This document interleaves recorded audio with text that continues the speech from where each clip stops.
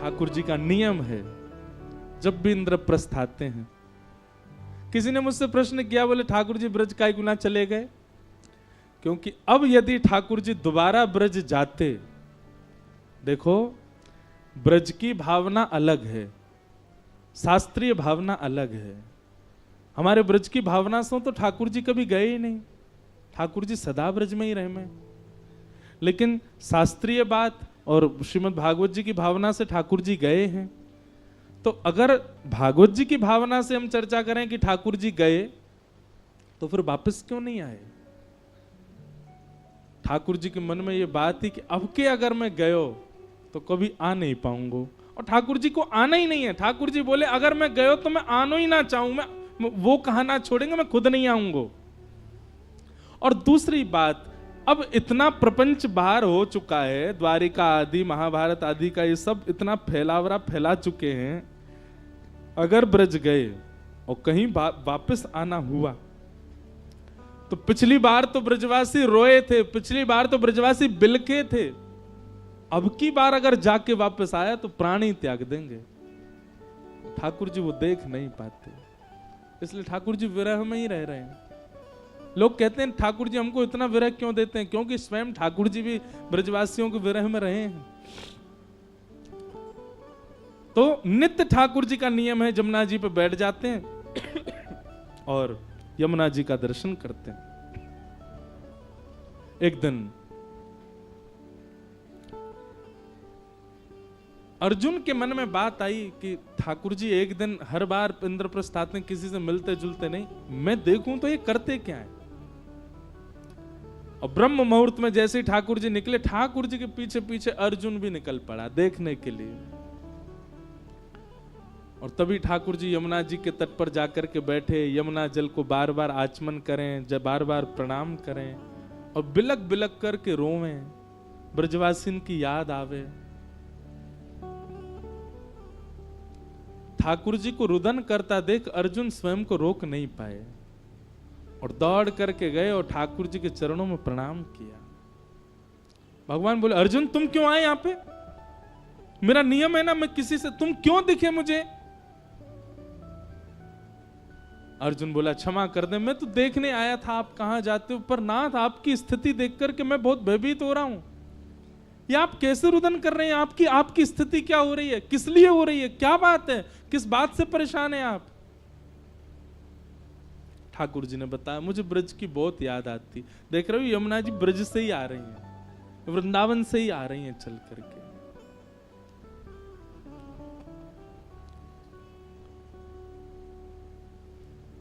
अर्जुन कहते आप नाथ एक बात बताओ, ऐसा क्या है ब्रज में, या ऐसा क्या है ब्रज गोपियों में, या ऐसा क्या है नंद बाबा यशोदा में, जिनके लिए आप इतने व्याकुल होते हो?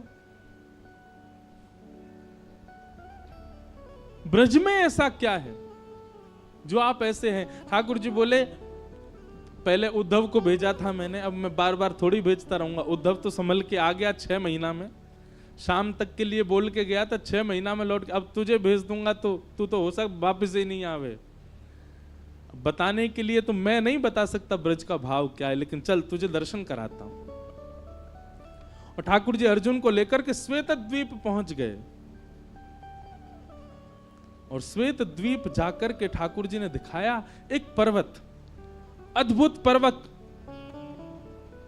चमक रहा है, ना उसमें वृक्ष है ना पौधे हैं, किसी भी प्रकार की कोई वस्तु नहीं है, केवल चंद्रमा की भांति वो पर्वत चमक रहा है। और उस पर्वत के ऊपर में एक अंगुष्ठ के नख पर, दोनों भुजाएं ऐसे ऊपर करके, और एक अंगुष्ठ के नख पर एक ऋषि खड़े हैं और तप कर रहे हैं। अर्जुन पहुंचे, अर्जुन ने जाकर के कहा हे ब्रह्मण्य, हे ऋषिदेव, आपको बारंबार प्रणाम। उनके नेत्र खुले। अर्जुन आप अकेले आए हैं, ठाकुर जी नहीं आए आपके साथ? बोले हाँ आए हैं, नीचे खड़े हैं। बोले मैं उनकी तपस्या के लिए कितने वर्षों से तप कर रहा हूं, कृपा करके उनका दर्शन कराओ। ठाकुर जी सन्मुख आए, ठाकुर जी ने उनको आशीष प्रदान किया। अर्जुन ने पूछा कि आप इसी पर्वत पर खड़े होकर के क्यों कर रहे हैं और आपकी भावना क्या है? तब संत ने बताया, बोले ये पर्वत सामान्य पर्वत नहीं है, ये हमारे ही कितने जन्मों से हम तप कर रहे हैं, और हमारे तप करते ही हमारी अस्थियां जो हैं वही पर्वत में विलीन होती जा रही हैं। तो इतने जन्म हम व्यतीत कर चुके जितना बड़ा ये पर्वत है, और ये अब हमारे इतने जन्म के बाद अब ठाकुर जी मिले हैं। ठाकुर जी ने मांगा, ठाकुर जी ने कहा वरदान मांगो, क्या वरदान चाहिए? तब उन्होंने कहा कि हमें भौम वृंदावन का वास चाहिए, श्री वृंदावन वास चाहिए नाथ। ठाकुर जी ने अर्जुन की ओर देखा, देख रहे हो इतने वर्षों से ये तप कर रहे हैं और इतने जन्म इन्होंने व्यतीत कर दिए केवल भौम वृंदावन को देख, भूमि के वृंदावन को देखने के लिए। भूमि का वृंदावन मतलब जो हमको दिख रहा है, इससे भी एक और भीतर है, वो श्री वृंदावन, निज वृंदावन है, उस तक तो भूले ही जाओ। भौम वृंदावन की प्राप्ति के लिए इन्होंने इतना तप किया कि इनके पूर्व जन्मों की अस्थियां पहाड़ बन गईं। तब ठाकुर जी बोले, देखो तुम्हारे तप से हम तुमको दर्शन देने तो आ गए, तुम्हारे तप से हमने वरदान देने की आज्ञा तो कर दी, पर वरदान में जो तुमने मांगा है वो हमारे वश में नहीं है देना। वो तो श्री प्रिया जी दे सकती हैं, वो तो हमारी श्री किशोरी जी दे सकती हैं, हमारी लाडली जी दे सकती हैं। मैं ब्रजवासियों के दर्शन का सुख दे सकता हूं, संत सेवा दे सकता हूं, गौ सेवा दे सकता हूं, सुख समृद्धि और सब कुछ दे सकता हूं, अपना दर्शन तक दे सकता हूं, इंद्र की पदवी दे सकता हूं, ब्रह्मलोक दे सकता हूं, रसातल दे सकता हूं, पूरी भूमि का नृप बना सकता हूं। वृंदावन देवी की सामर्थ्य मुंह में भी नहीं है। अर्जुन बोले, नाथ इतने निष्ठुर मत हो, देखो उन्होंने कितने जन्म व्यतीत कर दिए, आज जाकर के आप उनको दर्शन दे रहे हो और उसके बाद भी आप मना कर रहे हो कि आप वरदान नहीं दे सकते, ऐसा तो मत करो नाथ। अर्जुन ने भी प्रणाम प्रार्थना की, सामने वो ऋषि भी रुदन करने लगे। तो ठाकुर जी बोले, रुको हम श्री जी से प्रार्थना करते हैं। सोई ठाकुर जी नेत्र बंद करके बैठे, श्री जी को ध्यान किया और श्री जी प्रकट है गई। हे लाडली जू, एक आपसे निवेदन है। किशोरी जी बोले, हाँ कहो। बोले, ऐसे ऐसे एक महात्मा हैं, उन्होंने तप किया है, पर उन्होंने केवल कृष्ण नाम का तप किया है, उन्होंने युगल उपासना नहीं की है, उन्होंने केवल हमारी आराधना की है। आप कृपा करके उनकी भावना सुन लें। वो ब्रजवास चाहते हैं, वो भौम वृंदावन का दर्शन करना चाहते हैं। किशोरी जी तो देवई वारी, मतलब कहने ही वाली, तथास्तु। इतने में सखी आगे आगे ललता विशाखा ने कही, नहीं नहीं नहीं नहीं नहीं नहीं, ये तो हमारी बड़ी भोरी भारी है, इन्हें तो हम छुपा के रखें, इनके आगे तो न कोई रो जाए न कोई झूठे के आंसू बहा दे, ये तो तुरंत कृपा कर दें। कैसे नंद नंदन, सीधे कैसे किशोरी जी को ध्यान कियो, आपने हमसे पूछी, हमसे आज्ञा ली। ठाकुर जी बोले, क्षमा कर दो, कभी कभी तो हमको अधिकार है सीधे किशोरी जी से बात करवे को।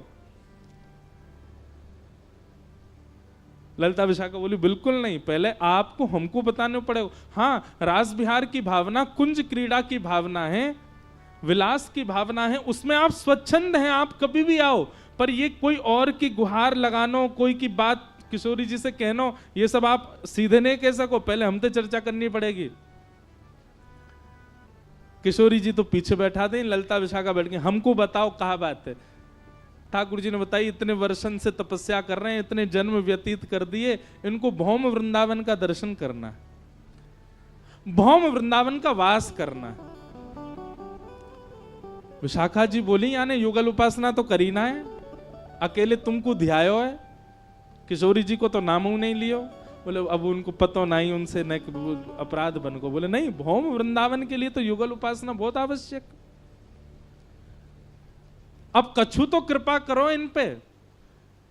तब ललिता विशाखा जी ने किशोरी जी की ओर देखो, बोले, वैसे तो ये अधिकारी नहीं है वृंदावन जावे को, पर किशोरी जी और आपकी भावना है, किशोरी जी कृपा करना चाहे तो हाँ, इतनी कृपा इन पे है जाएगी कि 3 दिन बाद वैकुंठ जाएंगे अपने प्राण त्याग करके। वैकुंठ जावे से पहले 3 दिन के लिए इनको वृंदावन दर्शन करने का अनुभव होगा, इनको अनुमति मिलेगी, बस इससे ज्यादा नहीं। ये सब देख करके अर्जुन अपना सिर पकड़ करके बैठ गए। ठाकुर जी मैं आधा पागल पहले था, पूरा पागल आज हो जाऊंगा। ये वृंदावन है कि ये ब्रजमंडल है? क्या भला है कि कैसे ये सब क्या चल रहा है? इतने वर्षों की तपस्या, इतना व्यक्ति परिश्रम कर रहा है, इतना आपकी उपासना कर रहा है, आपसे वरदान मांग रहा है। किशोरी जी वरदान देना चाहती है, ये बीच में ललिता विशाखा आ गई, इनने आकर के वरदान रोक दियो और बाकी बात वरदान 3 दिन को दियो। ऐसा क्या है ब्रज वृंदावन? ठाकुर जी मुस्कुरा के बोले, जो समझ में आ जाए समझो वो कछु और है, वृंदावन नहीं है। और जो पल्ले ही ना पड़े, जो चित्त में ही नहीं आवे, जो समझ में ही नहीं आवे, वही प्रेम नगर हमारो वृंदावन है। वृंदावन सामान्य नहीं है। सोचो, इस कथा को सुन करके सोच के क्या भावना उत्पन्न हुई? हम खा रहे हैं, हम पी रहे हैं, हम सो रहे हैं, हम डोल रहे हैं, हम पाप भी कर रहे हैं इस भूमि में आकर के, जहां अनंत कोटि जन्मों तक तप करने के बाद केवल 3 दिन का दर्शन प्राप्त होता है, वहां हम ये सब क्रिया कर रहे हैं। तो या को मतलब हमने कितनों तप किए होगा, कितनी भजन साधना करी होगी, कितनों यज्ञ नेम किए होगो। और आपसे भी ज्यादा तो जाको जन्म वृंदावन में भयो, ब्रजवासी है, वहां पर कितनी बड़ी कृपा है ब्रज की। और फिर भी हम ब्रज महिमा नहीं जान पा रहे, ब्रज के भाव नहीं जान पा रहे। इतनो अनुग्रह, इतनी कृपा, इतनी मिन्नत करनी पड़े तब जाकर के श्री ब्रज में 3 दिन को दर्शन प्राप्त होवे। हम तो यहीं रह रहे हैं। यहां को मतलब किशोरी जी, ठाकुर जी ने कितनो बड़ा अनुग्रह किया हमारे ऊपर। और वामे भी गोपी भाव, जो सर्वोत्कृष्ट भाव है, सर्वोच्च भाव है। हम ब्रज में आ गए, ब्रज में जन्म ले लियो, ब्रज में रह रहे हैं, यही बहुत बड़ी बात है। गोपी भाव तक पहुंचना तो बहुत ही मुश्किल है। गोपी भाव तक आ जाना तो अति दुर्लभ। इसीलिए प्रथम सखिन को पूजिए, प्रथम सहचरीन को पूजिए, प्रथम गोपीन को पूजिए, पांचे राधा कृष्ण ध्याइए। बाद में उनसे प्रार्थना करो, क्योंकि जब तक इनकी कृपा नहीं होगी, इनको अनुग्रह नहीं होगा, ये हम पर आनंदित नहीं होंगे, तब तक ब्रज वृंदावन प्राप्त ना है सके।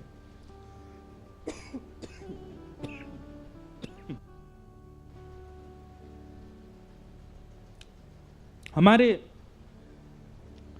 स्वामी श्री हरिदास जी के प्रादुर्भाव की कथा में, स्वामी श्री हरिदास जी के प्राकट्य के भाव में भी यही भाव प्रकट होवे। जब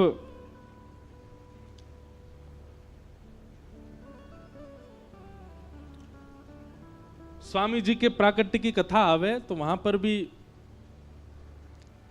ऐसी भावना है कि जो जपना, भगना, भीला, गंगाधर और गुरुजन, ये 5 भाव और प्रकट भय स्वामी जी के पास। तो ये 5 भाव कौन है? तो इनके पूर्व जन्म की कथा बताई जाए कि ये 5 ऋषि हैं। नारद जी को दर्शन कराने के लिए श्री द्वारिकाधीश इनके पास लेकर के गए, और तब जाके पता चली कितने वर्ष, कितने युग कल्पन से वे तपस्या कर रहे हैं। और काय बात की? केवल निकुंज में प्रवेश चाहे। तब ठाकुर जी के श्री वक्ष से दिव्य तेज प्रकट भयो। वही में से श्री ललिता जी आई और ललिता जी ने आकर के उनको गोपाल चूड़ामणि मंत्र को ज्ञान दिया और कहीगा कि इतने पुरुषण करो तब जाकर के आप ब्रज में जन्म लोगी। तब नारद जी ने पूछी कि 5 ही क्यों है, 5 ऋषि ही क्यों है? तब ठाकुर जी ने बताई, ये ब्रज की गोपीन की 5 ज्ञानेंद्रियां हैं। सावधानी से सुनो। आंख, नाक, जीव, कान और त्वचा, ये 5 ही व्याकुल होते हैं कृष्ण दर्शन में। नेत्र देखने के लिए, कान सुनने के लिए, नासिका ग्रहण के लिए, जिह्वा रस के लिए और त्वचा स्पर्श के लिए। यही 5 इंद्रियां इतनी व्याकुल हुई, इतनी व्याकुल हुई ब्रज की समस्त गोपियों की, कि इन 5 इंद्रियों ने ही ऋषि रूप धारण कर लिए। ब्रजमंडल की लाखों गोपियों की पंच इंद्रियां ही ऋषि रूप धारण करके गई हैं, और तब जाकर के उन्होंने अनंत वर्षों तक तप किया। समस्त गोपियों के नेत्र एक ऋषि बन गए, समस्त गोपियों के कान दूसरे ऋषि बने, समस्त गोपियों की त्वचा तीसरी ऋषि बनी, समस्त गोपियों की जिह्वा चौथी ऋषि, और ग्रहण इंद्रिय पांचवी, पंच ऋषि। और इन्हीं पंच ऋषियों ने अनेक वर्षों तक तप किया, तब जाकर के भगवान नारद जी के साथ आए। तब भी इनको निकुंज नहीं दे पाए। तब श्री ललिता जी आई। ललिता जी कौन है?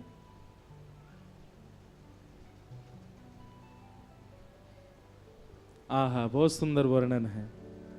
एक दिना निकुंज में किशोरी जी बैठी हैं, और किशोरी जी बैठी तो वह समय ठाकुर जी को आगमन भयो, और ठाकुर जी किशोरी जी से बोले, हे श्यामाजू, मेरा तो मन है रो कि आज आपको श्रृंगार मैं करूं। किशोरी जी बोली, हाँ करो।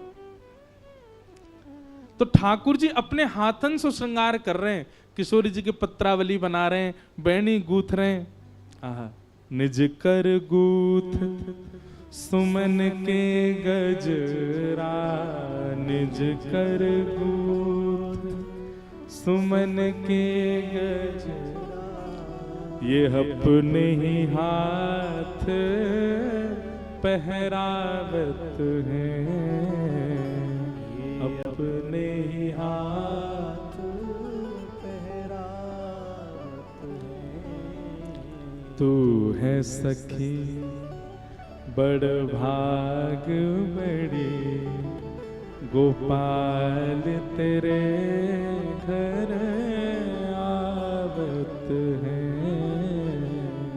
तू है सखी बड़ भाग बड़ी, नंदलाल तेरे घर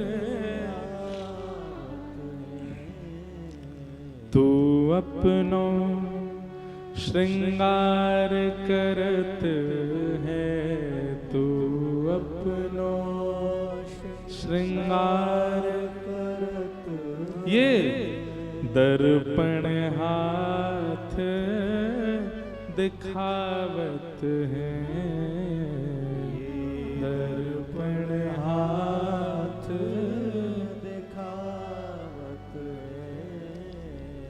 सब कोई इनको यश गावत, सब कोई इनको यश गावत, सब कोई इनको यश गावत, सब कोई इनको यश गावत, पर ये तेरो यश गावत है, ये तेरो यश गावत है।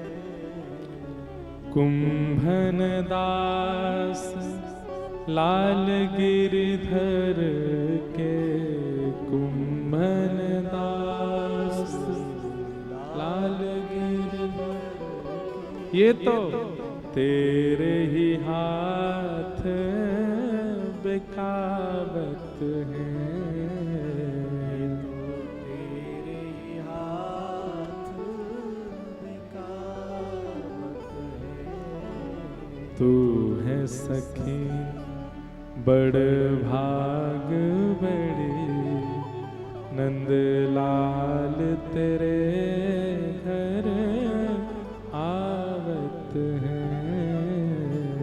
तू है सखी बड़ भाग बड़े, नंदलाल तेरे घर आवत हैं।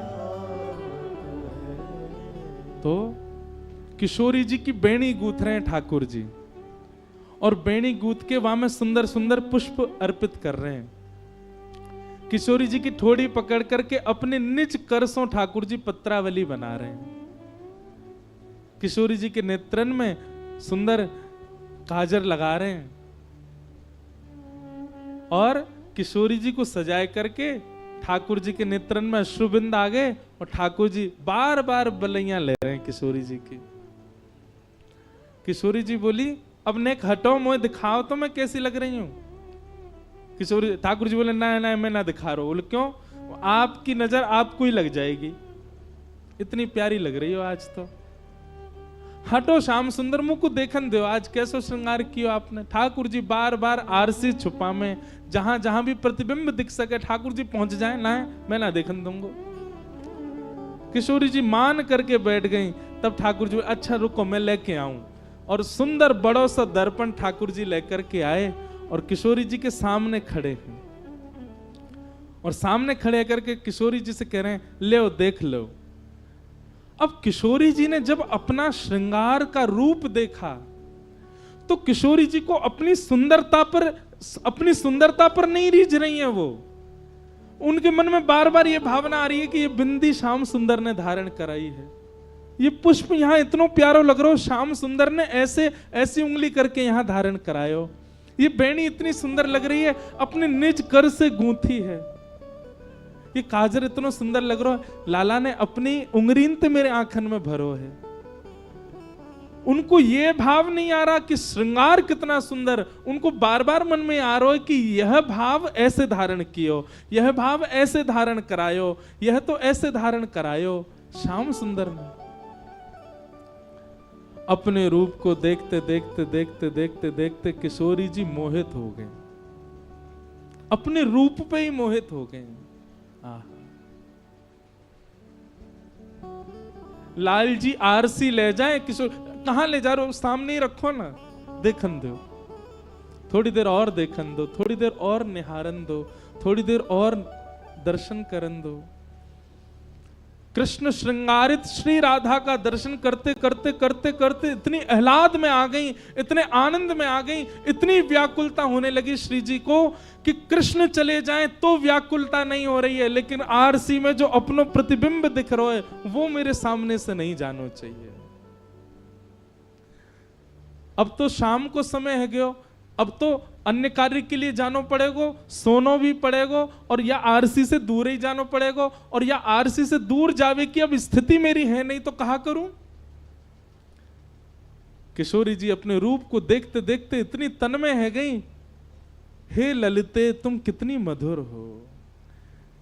किशोरी जी के हृदय की भावना कि ये रूप मेरे सामने निरंतर बनो रहे, ठाकुर जी ने किशोरी जी के मन की भावना को पूर्ण कर दिया, और किशोरी ठाकुर जी के द्वारा श्रृंगारित श्री राधिका का जो प्रतिबिंब है वही प्रतिबिंब प्रकट हो गया, और वही श्री ललिता जी के रूप में किशोरी जी की सहचरी बनी, वही ललिता जी। ललिता जी की उपमा क्या है? ब्रजवासी और गोपीन को मोहित करें श्याम सुंदर, श्याम सुंदर को मोहित करें किशोरी जी, और किशोरी जी को भी जो मोहित करे वो श्री ललिता जी, वो श्री हमारी ललिता जी।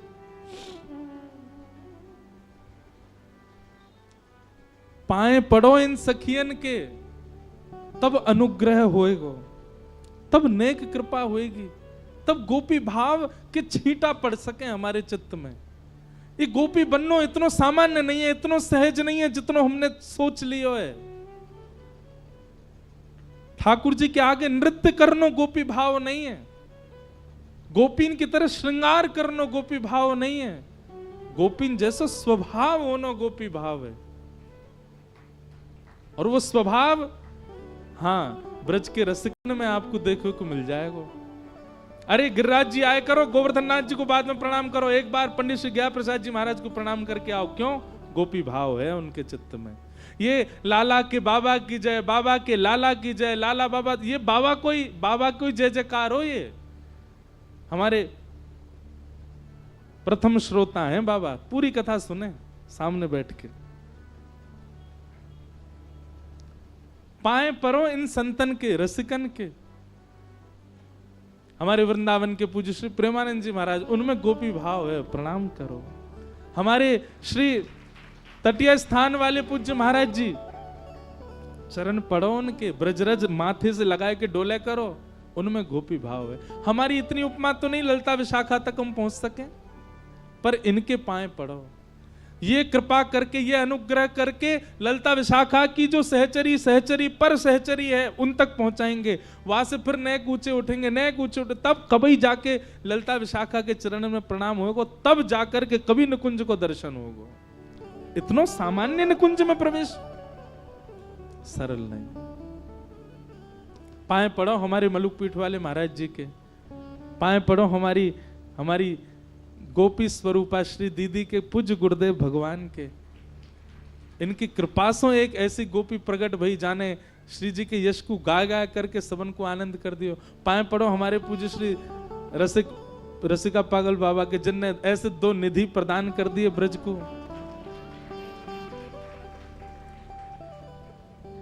इन रसिक जनन के पाए पड़ो। गिरधर जब अपनों करी जाने, गिरधर